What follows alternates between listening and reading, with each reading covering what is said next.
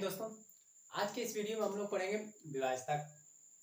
पिछले वीडियो में हम लोगों ने पढ़ा था 2 का और 3 का विभाज्यता का किसे कहते हैं इसके बारे में पढ़ा था। आज के इस वीडियो में हम लोग पढ़ेंगे 4 का, 5 का और 6 का। इन तीनों संख्याओं का हम लोग विभाज्यता का नियम पढ़ेंगे। ठीक है दोस्तों, तो आइए देखते हैं। हमने पहला हम लोग का इसमें है 4 का विभाज्यता का नियम। 4 का विभाज्यता का नियम कहता क्या है, आइए हम लोग देखते हैं। चलिए देखते हैं 4 का विभाज्यता का नियम क्या कह रहा है। कह रहा है कि यदि किसी संख्या के अंतिम के 2 अंकों से बनी संख्या 4 से विभाजित है तथा 4 से विभाजित हो और क्या होना चाहिए कि दोनों स्थानों पर शून्य है तो वह संख्या 4 से विभाजित होगी। आइए देखते हैं, समझ लेते हैं नियम कह रहा है क्या। तो यहाँ पे कह रहा है कि किसी भी संख्या के अंतिम के 2 अंक, अंतिम के 2 अंक का मतलब यहाँ पे अंतिम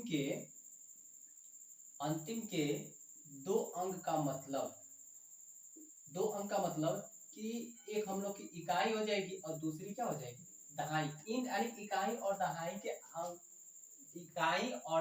के स्थानों के अंकों से बनने वाली संख्या यदि 4 से विभाजित हो या इन दोनों के स्थान पे शून्य हो, ठीक, इन दोनों के स्थानों पे शून्य है तब वह संख्या 4 से पूर्णतः विभाजित होगी। नहीं तो यदि इनके स्थान पर शून्य नहीं होगा, 4 से कटने वाली कोई संख्या आ जाएगी, तब हम लोग कहेंगे कि वह संख्या 4 से पूर्णतः विभाजित हो जाएगी। आइए एग्जांपल देखते हैं। जैसे मान लीजिए दे दिया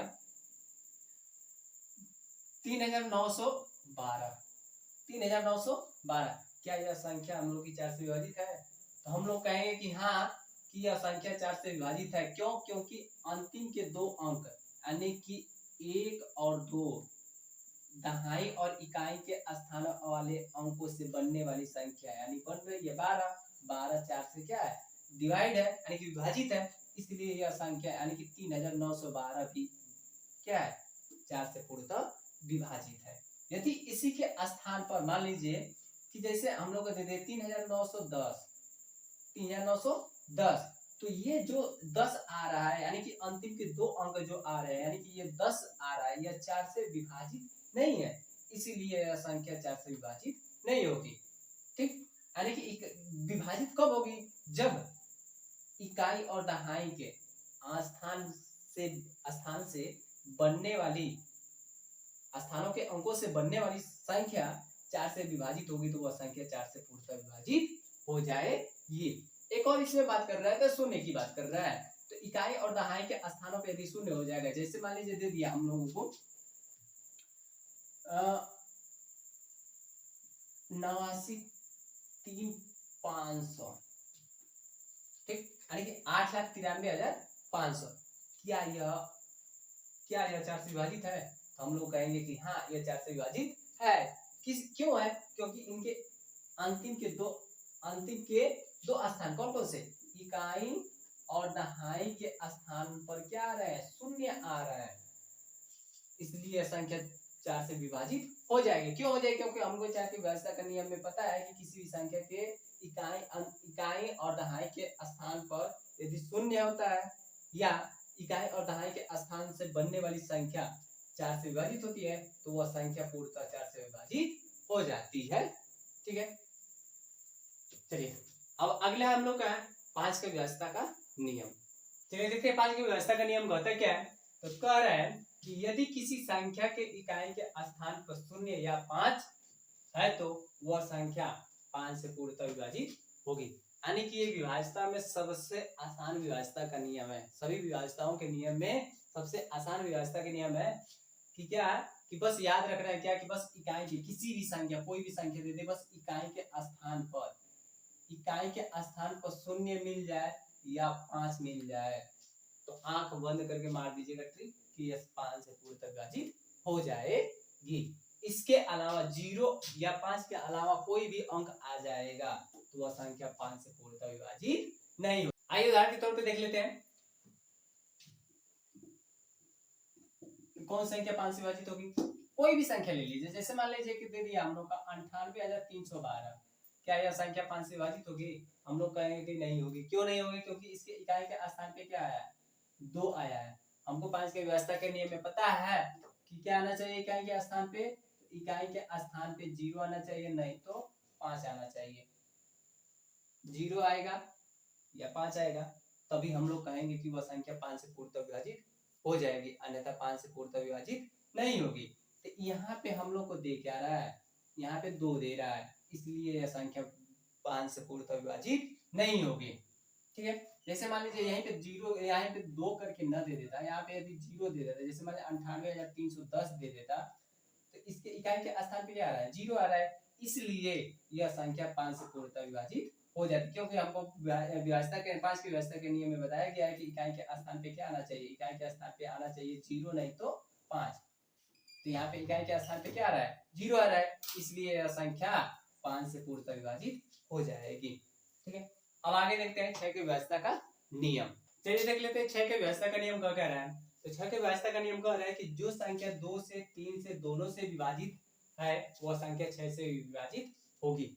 ठीक है, यानी कहने का मतलब कि हमको 2 का व्यवस्था का नियम और 3 का व्यवस्था का नियम याद रहेगा, तब हम लोग कह सकते हैं कि वह संख्या 6 से विभाजित हो जाएगी। तो हमने 2 के और 3 के व्यवस्था का नियम पिछले वीडियो में बताया गया, इस वीडियो वाले वीडियो में भी बता दे रहे हैं। तो 2 का व्यवस्था का नियम कहता है क्या है, तो किसी भी संख्या के इकाई के स्थान पे सम संख्या, जैसे मान लीजिए 0 आ जाए, 2 आ जाए, 4 आ जाए, 6 आ जाए और 8 आ जाए, यानी कि ये 5 आ जाए, तब समझ लीजिएगा कि वो संख्या 2 से पूर्णतः विभाजित हो जाएगी। 3 के व्यवस्था का नियम कहता है क्या है, तो 3 के व्यवस्था का नियम कहता है कि अंकों का योगफल, अंकों का योग, जो योगफल आता है वो 3 से यदि विभाजित है तो वह संख्या भी 3 से क्या है, पूर्णतः विभाजित है।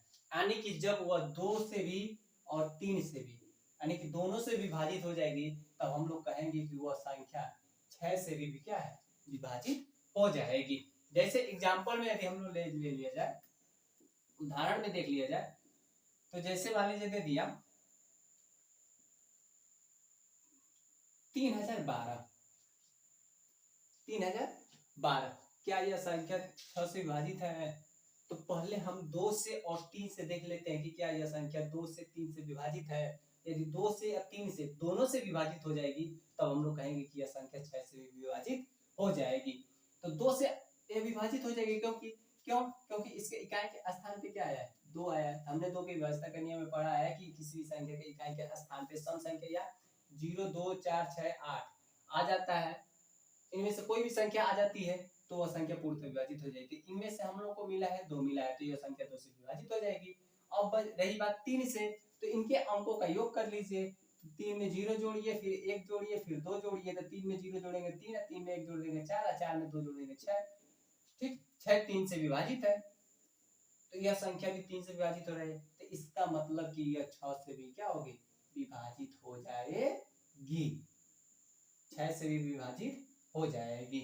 ठीक है, यदि यह संख्या 3 से विभाजित नहीं होगी, 2 से सिर्फ विभाजित होती, तो हम लोग कहते कि यह 6 से विभाजित नहीं होगी।